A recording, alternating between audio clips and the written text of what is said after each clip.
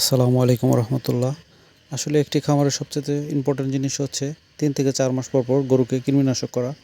এবং আপনারা জানেন এর আগের ভিডিওতে আপনাদেরকে দেখিয়েছিলাম 3 সপ্তাহ আগে আমরা কলিজা কৃমি ইঞ্জেকশন দিয়েছিলাম এবং আজকে আমরা সকাল দিকে গরুকে কোনো কিছু খাওয়ানোর আগে আজকে আমরা কৃমিনাশক ট্যাবলেট দেব এবং এবং অবশ্যই খেয়াল রাখতে হবে 70 কেজি বডি ওয়েটের জন্য একটি ট্যাবলেট।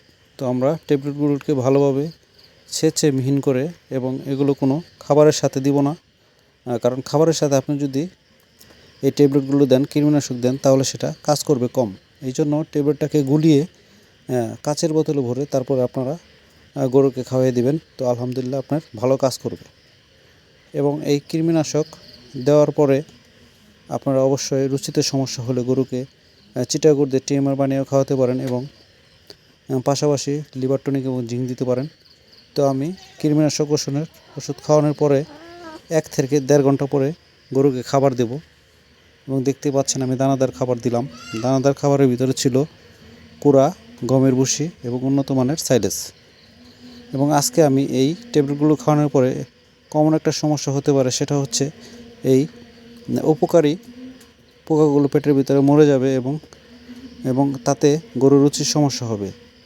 তাই সেক্ষেত্রে আমি আবার পরবর্তীতে কালকে থেকে অথবা পরশু থেকে গরুকে লিভার টনিক এবং জিঙ্ক দিব।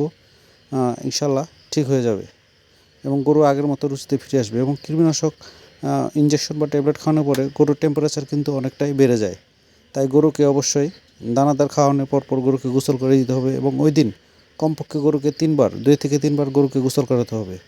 এবং গোসল করালে গরমের ভিতরে গরুর অনেক উপকারিতা রয়েছে। প্রথমত গরুর শরীরের তাপমাত্রা ব্যালেন্স ঠিক থাকবে এবং পাশাপাশি গরুর গোয়ালও পরিষ্কার হয়ে যাবে এবং গরুর ঘরটা পরিষ্কার থাকলে আপনি যে কোনো ধরনের ভাইরাস এবং বড় ধরনের রোগ থেকে রক্ষা পাবেন। যদি ভিডিওটি ভালো লাগে লাইক শেয়ার করে দেবেন। আসসালামু আলাইকুম।